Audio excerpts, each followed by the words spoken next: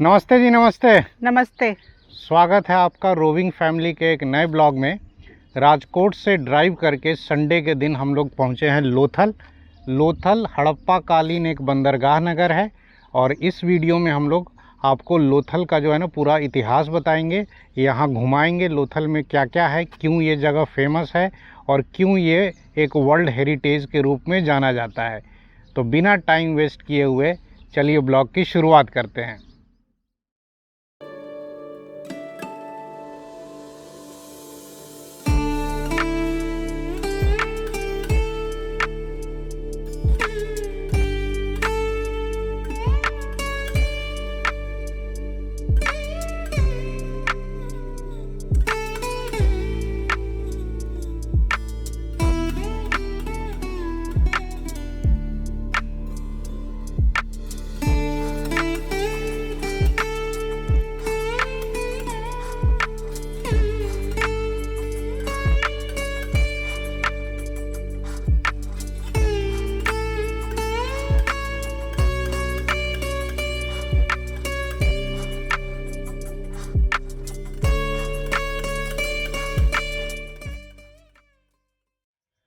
तो जी अभी हम लोग खड़े हैं गुजरात के जो प्राचीनतम पोर्ट सिटी कहलाता है लोथल में। लोथल जो है ये इंडस वैली सिविलाइजेशन का ही एक पार्ट था, सिंधु घाटी सभ्यता का।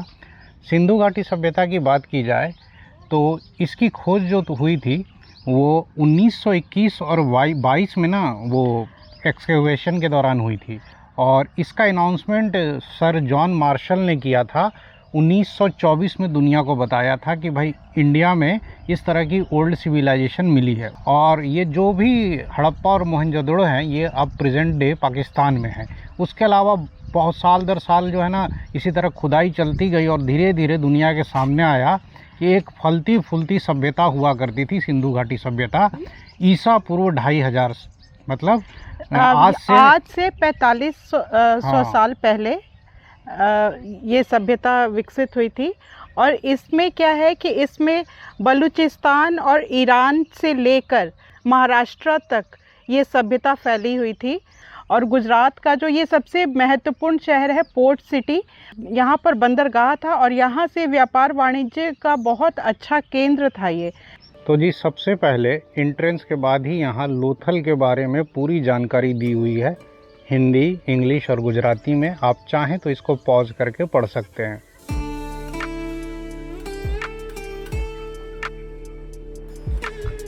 अब आइए जिसके लिए लोथल सिटी जाना जाता था मेनली वो देखते हैं। यहाँ का जो डॉक यार्ड या जिसको बंदरगाह कहते हैं उसको आइए देखिए।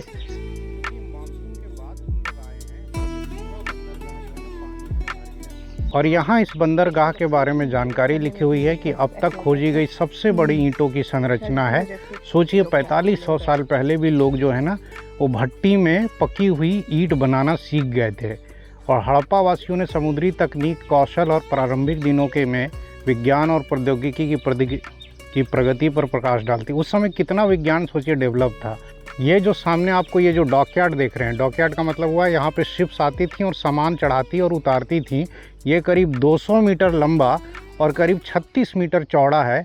आज के डे में ये डॉकयार्ड की जो गहराई है वो 5 से 6 फीट है, लेकिन पहले जब ये बना था 4500 साल पहले तो इसकी गहराई 15 से 20 फीट होगी। उस वक्त इसको पक्की ईंटों से बनाया गया था और ये इतना अच्छे तरीके से साइंस को समझ के बनाया गया था। एक तरफ साबरमती बे ऑफ खैमबात में गिरती है और उसकी जो सहायक नदी है मोगल, वो उन दोनों के संगम पर है। ये जो ज्वार भाटे आते हैं उसके अनुसार इसमें पानी आता था। एक आउटलेट से पानी इसमें एंटर करता था तो उस वक्त जो बड़े बड़े शिप्स होते थे वो आकर लगते थे और जो दूसरा मतलब इनलेट से पानी आता था और आउटलेट, जब इसमें ज़्यादा पानी हो जाता था तो आउटलेट था एक फाटक, उसको खोल दिया जाता था जिससे जो साबरमती की जो सहायक नदी थी भोगल, उसमें पानी चला जाता था।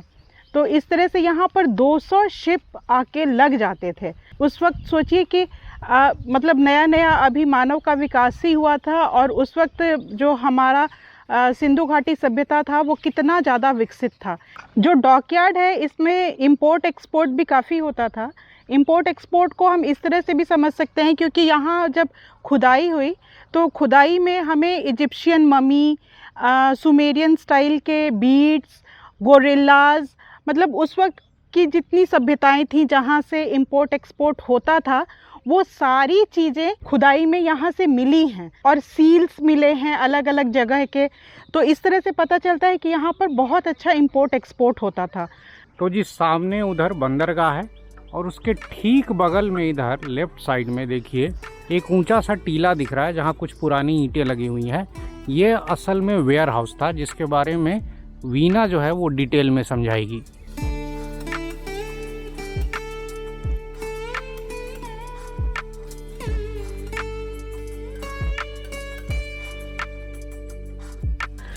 अभी जहाँ मैं हूँ ये वेयर हाउस है और जैसा कि आप देख सकते हैं कि ये वेयर हाउस काफ़ी ऊंचाई पर बना हुआ है।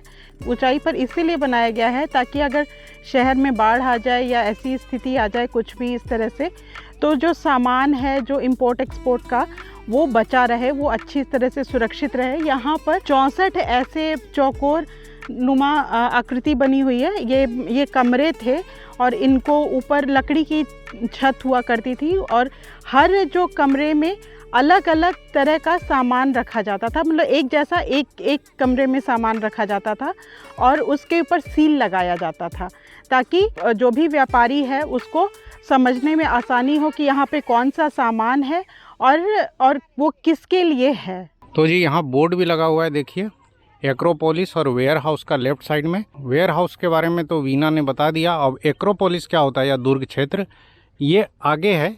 ये जो है संभ्रांत परिवार जो होते थे उस समय के, उनका निवास स्थान हुआ करता था। तो यहाँ एक्रोपोलिस या दुर्ग के बारे में सारी जानकारी लिखी हुई है जिसको आप पॉज करके पढ़ सकते हैं। मैं हल्का सा आइडिया दे देता हूँ। ये रॉयल रेसिडेंशियल एरिया होता था और ये इस क्षेत्र के सबसे ऊंचे स्थान पे बना है और इसका डिटेल जो है ना वो वीना ही बताएगी। ये एक्रोपोलिस है यानी दुर्ग। यहाँ पर जो यहाँ का शासक वर्ग होगा या संभ्रांत व्यापारी वर्ग होगा जो इसको कंट्रोल करता होगा वो रहता था। और जैसा कि सारे सिंधु घाटी सभ्यताओं के नगरों में हम देखते हैं, नगर हैं वो बड़े व्यवस्थित रहते थे और आप देख सकते हैं सड़कें बहुत चौड़ी होती थी, जो गलियाँ होती थी वो सड़कों में मिलती थी, जो ड्रेनेज सिस्टम था वो बहुत अच्छा था।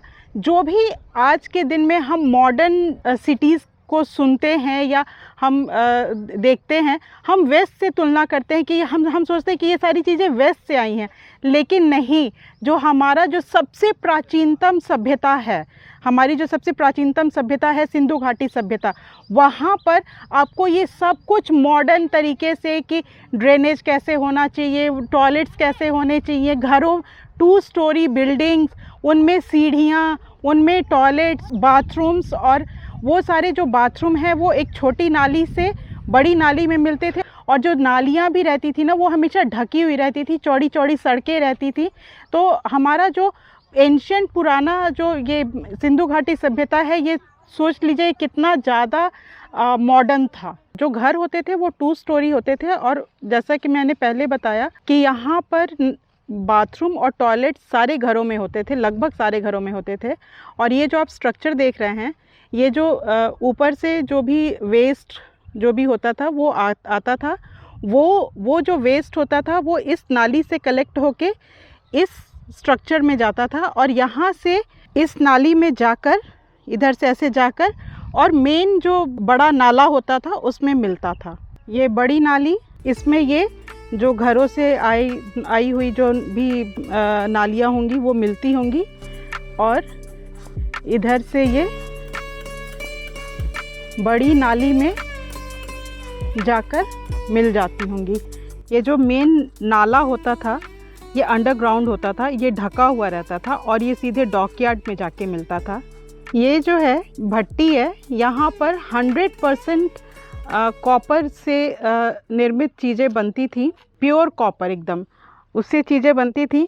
और एक बड़ी अच्छी बात यह है कि यहाँ पर कोई भी हथियार नहीं मिले, छोटे बड़े चाकू छुरी मिले, लेकिन वो शायद घरेलू यूज़ के लिए होते होंगे, लेकिन बड़े हथियार नहीं मिले। इससे पता चलता है कि यहाँ के लोग बहुत शांति प्रिय थे। वो जो तांबे का निर्माण करते थे वो इम्पोर्ट एक्सपोर्ट के लिए होता था, ना कि लड़ाई के लिए होता था।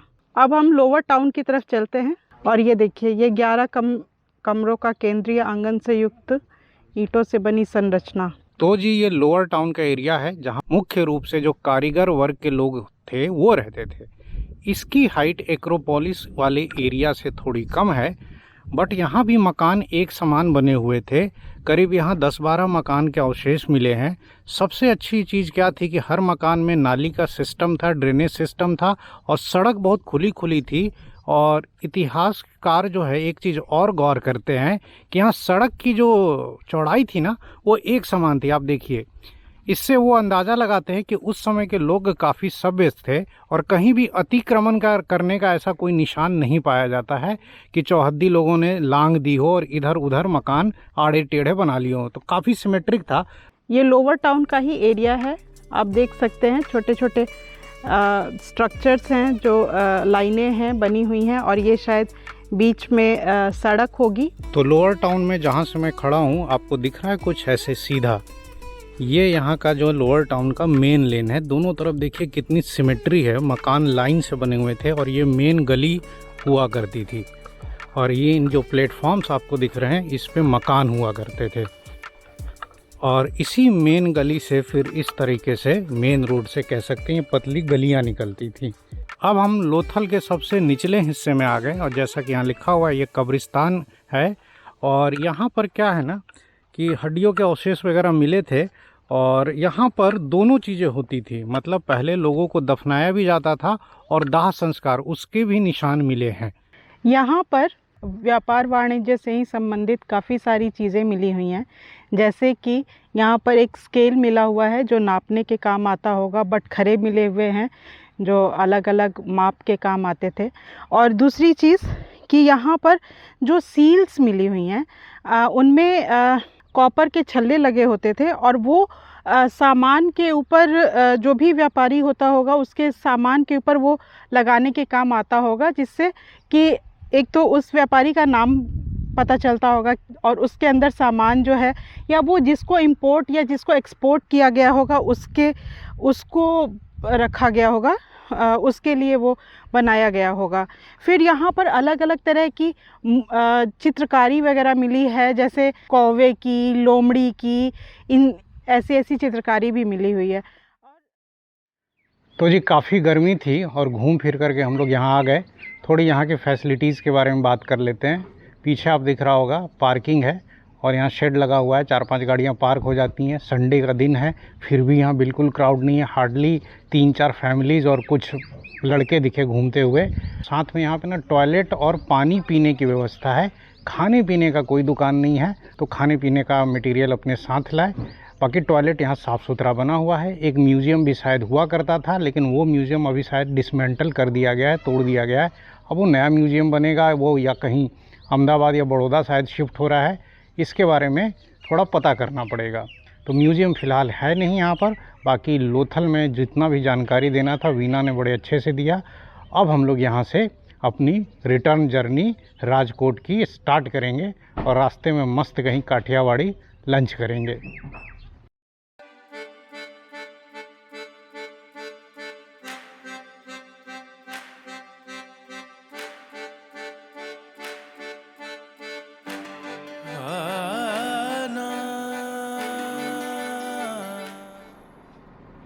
लोथल से करीब 7-8 किलोमीटर चलने के बाद हम लोग देखिए पहुंच गए हाईवे पर। ये है आपका भावनगर वाला हाईवे जो बगोदरा से निकलता है और आगे इसी पे ढोलेरा स्मार्ट सिटी भी पड़ता है। वहाँ भी हमें घूमने जाना है, लेकिन आज नहीं। फ़िलहाल गाड़ी मोड़ी जाए और अभी चला जाए राजकोट के लिए। चारों तरफ इधर खुला खुला मैदान, भावनगर वाला हाईवे अच्छी कंडीशन में है। इस पे आप 80 से 90 की स्पीड पर आराम से चल सकते हैं। तो करीब 12-13 किलोमीटर और ड्राइव करके हम लोग पहुंच गए जी बगोदरा। यहाँ से राइट की तरफ हाईवे जाएगा अहमदाबाद, लेफ्ट की तरफ राजकोट। राजकोट यहाँ से 165 किलोमीटर्स और है, करीब 3 घंटे की ड्राइव। टाइम हो रहा है 12:30।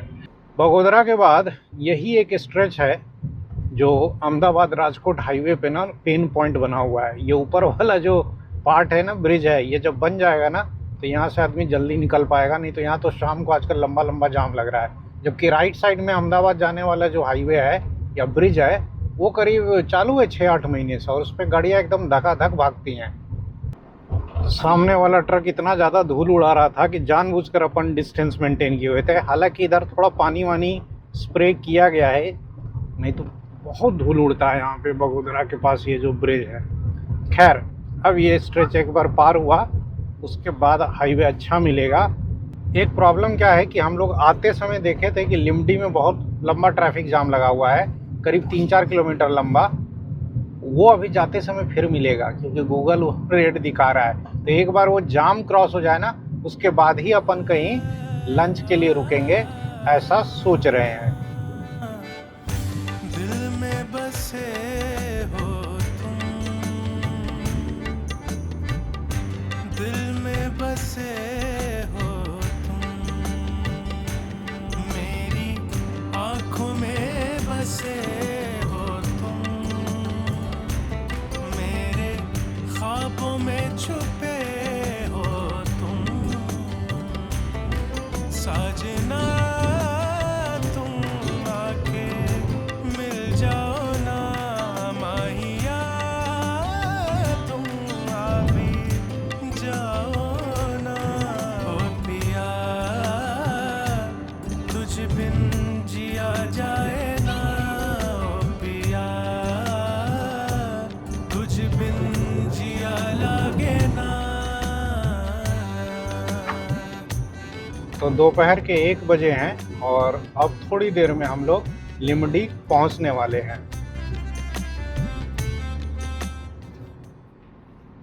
दोपहर के 1:10 हुए हैं और हम लोग पहुंच गए लिमडी। और यहीं पर आगे में ना, यहाँ से 5-7 किलोमीटर आगे ट्रैफिक जाम सुबह में था। अभी भी गूगल दिखा तो रहा है अब वहाँ की ट्रैफिक जाम है, बट उसका लेंथ जो है ना वो कम हो गया है। लिमडी के पास यही वो एरिया है जहाँ सुबह एकदम जाम की स्थिति थी। क्यों? क्योंकि वो राइट साइड वाला लेन किसी कारण से बंद है और एक ही लेन पे दोनों तरफ का ट्रैफिक है। बट अभी जो है ना ट्रैफिक मूविंग है, ये अच्छा है। बट क्या है कि आगे जो है ना विंड मिल जा रहा है, तो एक लंबा सा ट्रक चल रहा है धीरे धीरे, इस कारण हम अपन भी स्लो जा रहे हैं। ये देखिए कितना बड़ा बड़ा ये विंड मिल का विंग होता है एक एक, कि इसके पीछे पीछे जो है ना एक इको चलती है इसको कवर देते हुए। उधर एक भयंकर एक्सीडेंट हो गया जिसकी वजह से जाम लगा हुआ है। उधर एक ट्रक का एक्सीडेंट हुआ है, क्रेन उसको उठाने में लगा हुआ है। बाकी यहाँ पुलिस एकदम चौकस है। एक्सीडेंट का किया हुआ जो ट्रक है उसको हटाया जा रहा है और ट्रैफिक देखिए दोनों तरफ से चालू करके रखा है। बस वो राइट साइड वाली लेन कुछ ज़्यादा जाम है। हम लोग सुबह उधर ही फंसे थे तो गांव के रास्ते से आए थे, वो पिछले ब्लॉग में दिखाया था मैंने। देखिए कितना लंबा ट्रैफिक जाम है, ये उसी एक्सीडेंट की वजह से। तो जी अभी हम लोग सायला के पास पहुंचे हैं और बाबू ने गाड़ी रुकवा दी बायो ब्रेक के लिए। बाकी मौसम जो है ना अब हल्का गर्म है। दोपहर के करीब 1:30 बज गए हैं और भूख तो भाई साहब लगने लगी है। तो अपन अब कोई काठियावाड़ी ढाबा देख रहे हैं, वहाँ रुकेंगे, और नहीं हुआ तो फिर लाला रघुवंशी चोटीला वहाँ रुक जाएंगे। बाकी हाईवे देख लीजिए, हाईवे मस्त कंडीशन में है और अपन भी अब जो है ना अच्छी स्पीड पर चल रहे हैं। हो गया भाई 5 मिनट का ब्रेक, अब चलते हैं आगे। 1:40 PM और अभी हम लोग सायला क्रॉस कर रहे हैं। और सायला के बाद मैंने 1-2 ढाबे शॉर्ट लिस्ट कर रखे हैं, वहीं पर जाकर पहले चेक किया जाएगा कि क्या काठियावाड़ी भोजन मिल जाएगा। अगर मिल गया तो अपन इधर ही लंच करेंगे। तो जी ये रहा सामने राजकोट वाला हाईवे और ये है होटल देवंगी करके, शुद्ध काठियावाड़ी भोजन, गुजराती काठियावाड़ी। यहाँ अपन रुक गए, अब अपना यहीं पर मस्त लंच होगा। एंट्रेंस पर ही देखिए भाई क्या शुद्धता है। यहाँ पे लोगों ने पहले ही बाहर ही चप्पल उतार रखे हैं।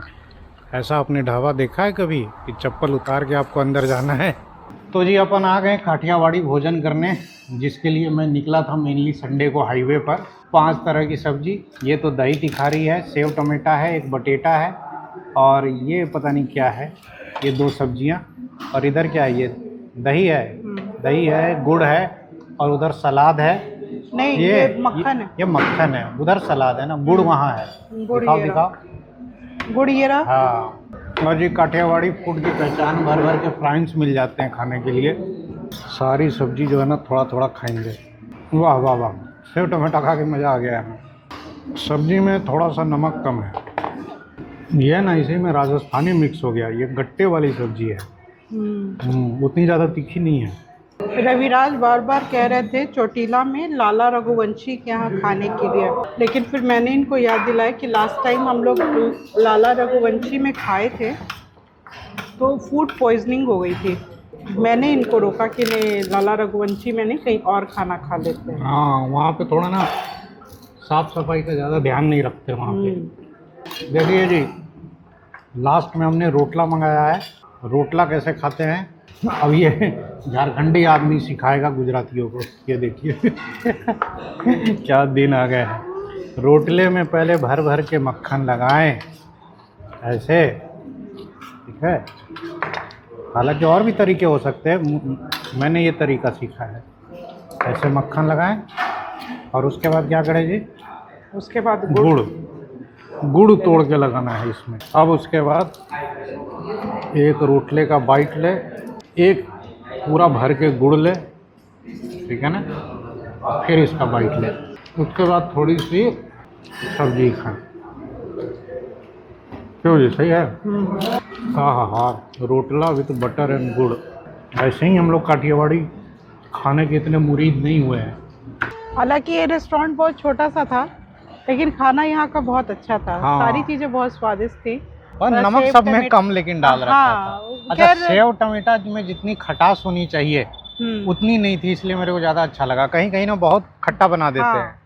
बाकी टेस्ट वाइज सब अच्छा था। दही थोड़ी सी ना वो देहात वाली फीलिंग आ रही थी, गांव वाली, हल्का हल्का खट्टा खट्टा सा था। ओवरऑल तो बैलेंस ही था। थाली का रेट था 120 रुपये और बच्चे का भी उन्होंने फुल ही लिया, तो 4 थाली का 480 रुपये में पूरे परिवार का खाना पीना हो गया यहाँ पर।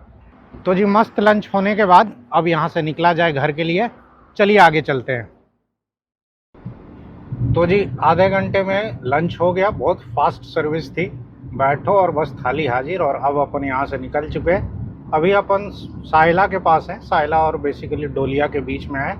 तो अभी आगे चोटीला आएगा और उसके बाद राजकोट। अभी भी अच्छा खासा डिस्टेंस जाना है। ये बड़े मज़े से खाना खा रहे थे और मैं इनको रोक रही थी कि इतना मत खाओ, आपको गाड़ी चलाना, अभी 100 किलोमीटर गाड़ी चलाना है, नींद आएगी आपको कस के। तो अब देखते हैं इनको नींद अगर आती है तो हम लोग कहीं गाड़ी लगा के सोएंगे।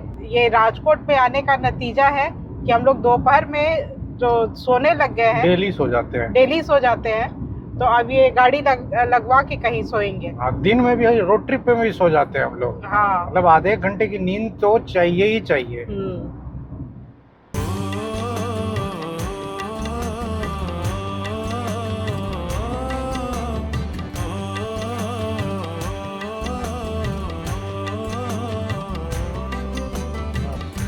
दीदार करके तेरा मिलता सुकून है, चेहरा है तेरा जैसे जन्नत का नूर है।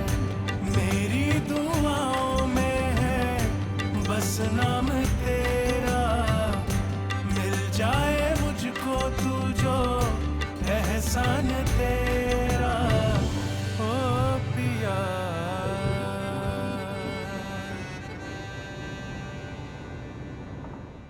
हाँ जी, तो दोपहर के 3:30 बजे हैं और हम लोग पहुंच गए राजकोट के आउटर स्कर्ट्स। ये माधपार चौकड़ी है और ये 150 फीट रिंग रोड है। और हमारे एब्सेंस में देखिए राजकोट में झमाझम खूब बारिश हुई है और फिर से बारिश से स्वागत हुआ है हमारा।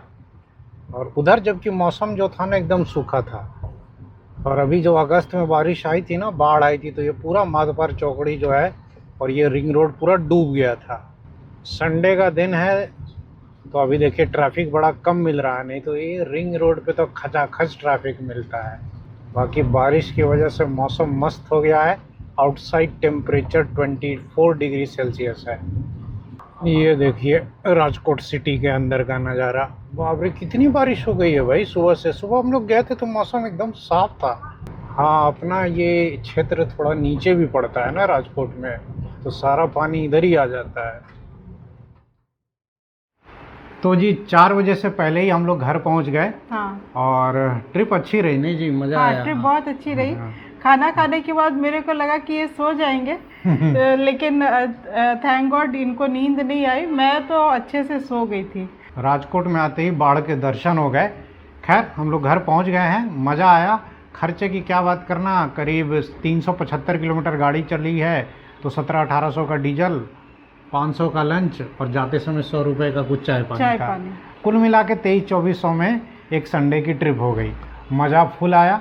तो ये ब्लॉग तो जी यहीं ख़त्म हुआ, बट इस वीकेंड अब हम लोग इस साल की सबसे लंबी ट्रिप पे निकलने वाले हैं। करीब 2000-2500 किलोमीटर की ट्रिप होगी ना जी। यहाँ से रांची जाएंगे, राजकोट टू रांची वाया दिल्ली। हाँ। दिल्ली से लखनऊ वगैरह होते हुए जाएंगे, मज़ा आएगा, लंबी ट्रिप होगी।